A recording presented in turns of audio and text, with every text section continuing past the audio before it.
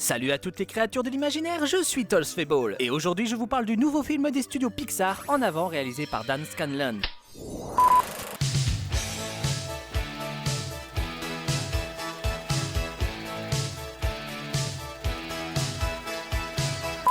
Il y a bien longtemps, dans un monde habité par des créatures mythiques et fantastiques, la magie était très présente mais très compliquée à utiliser. Mais tout ceci allait changer avec l'arrivée des nouvelles technologies et de la science qui ont rendu le quotidien des habitants plus facile, ce qui causa la disparition de la magie. Bien des années plus tard, dans ce même monde devenu moderne, notre histoire se concentre sur deux frères elfes, Ian et Barley Lightfoot. Alors que le cadet a atteint ses 16 ans, leur mère offre un bâton magique qui pourrait ramener à la ville leur père le temps d'une journée. Les deux jeunes frères partent à la recherche d'une pierre magique à bord de leur van Guinevere, dans l'espoir de passer un dernier jour avec leur père, mais aussi pour découvrir s'il reste encore un peu de magie dans le monde. Ce film d'animation est très particulier car il s'inspire d'une histoire vraie, celle du réalisateur Dan Scanlon, qui n'a jamais connu son père. Mais également, le film a eu quelques problèmes, avec une affaire de plagiat, des interdictions de diffusion dans certains pays, ou encore de la censure. Mais ce qui est triste, c'est qu'en termes de promotion et de communication par rapport à certains films Pixar, comme par exemple Soul, il n'a pas eu grand chose, c'était limite il est sorti dans l'indifférence la plus totale. Et vous savez quoi? C'est bien dommage.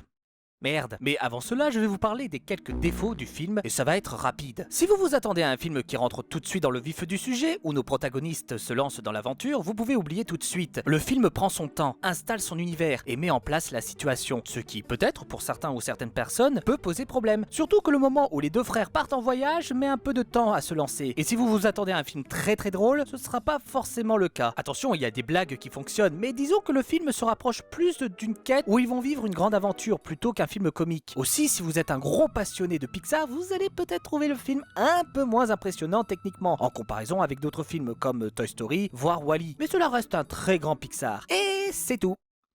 Pour les points négatifs, car dorénavant plongeons-nous dans les positifs. Ce film est très touchant, l'histoire de Ian et Barley et leur situation familiale est très compliquée pour eux, avec d'un côté Ian qui n'a jamais connu son père et de l'autre Barley qui l'a côtoyé seulement quelques années. Et on voit à travers leur aventure qu'ils sont prêts à y aller jusqu'au bout malgré les péripéties. On ressent leur émotion, leur peine, leurs doutes, leur joie pour une chose, voir leur père une dernière fois. Alors attendez-vous à tirer la petite larme si vous voyez ce que je veux dire, surtout pour les personnes qui ont connu cette situation. Ce film parlera un peu plus aux adultes, mais le message qui veut diffuser est très bien. Nos deux héros sont des archétypes très connus. Ian est maladroit, timide, peu confiant, calme et gentil, alors que Barley est le contraire. Il est gentil comme son petit frère, mais optimiste, un peu taquin, ne perd jamais confiance, et encourage Ian à passer au-dessus de ses propres doutes. Il y a aussi Laurel, la mère de Ian et Barley, qui est excellente, le beau-père, l'officier Colt Branco, un policier centaure, et je vous parle même pas de Corey la Manticore, qui est juste extra. Au passage, la VF est très bonne, et ça c'est beau, avec notamment un énorme coup de cœur pour le travail de Make Dara dans le rôle de Corey la Manticore, le top du top. Sa voix colle parfaitement avec le personnage. Et même Thomas Olivieri qui prête la voix de Ian, pour quelqu'un qui n'a jamais fait de doublage, c'est une bonne performance. L'humour touchera un peu plus les petits que les grands malgré 2-3 situations assez drôles. La musique est très sympa et colle à chaque situation. Et graphiquement, le film tient la route, même s'il n'est pas aussi incroyable en termes techniques en comparaison avec des précédents films Pixar. En Avant illustre très bien un univers moderne avec des créatures fantastiques dans son chara-design, comme par exemple les pseudo-licornes Pégase ou des alicornes pour faire simple, qui dans le passé étaient des créatures majestueux, classe et gracieux, et qui dans le monde moderne devient des animaux de rue très dégradants. Je connais des princesses, si elles voient ça, elles vont piquer leur crise. D'ailleurs, pour les fans de la pop culture, vous allez trouver votre bonheur dans ce film avec beaucoup de références à l'univers fantastique, avec des œuvres comme Donjons et Dragons pour les jeux de rôle, Magic pour les jeux de cartes, Le Seigneur des Anneaux avec des références à certains personnages de l'œuvre de Tolkien, et parfois même à Harry Potter. Un bel hommage à l'heroic fantasy, et ça passe très bien. Malgré ces petits défauts, j'insiste encore, En Avant est un très bon Pixar, même si à mes yeux il sera un peu en dessous de Coco, vice versa ou encore là-haut, mais très clairement il n'est pas à sous-estimer. Et ça m'énerve, car je suis sûr et je le parie que le film va être un flop, alors que non, ce ne sera pas le meilleur film du studio ever, mais ça fait plaisir de voir ce genre de récit, car depuis Coco, on avait le droit qu'à des suites, et c'est chouette de voir l'univers fantastique mis en avant par le studio, en dehors de Rebelle bien évidemment. Un film d'animation moins drôle que ses prédécesseurs, mais qui reste très touchant, et s'il y a une boîte qui réussit ce genre de film depuis un certain temps, c'est bien Pixar.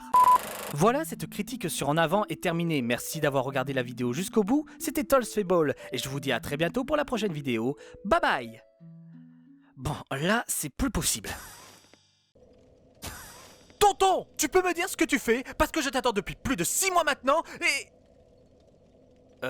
un mois que tonton Taker a changé de papier peint, je suis où là?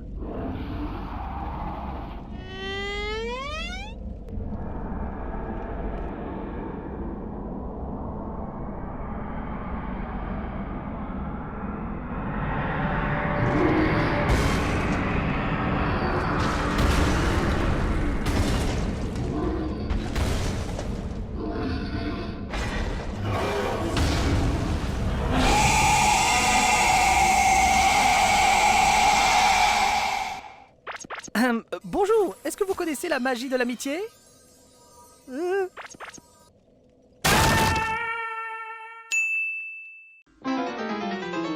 Y a pas à dire, Yoshi. Vort ressemble étrangement à un personnage de la Reine des Neiges. Enfin, il aurait fait un excellent personnage de la Reine des Neiges.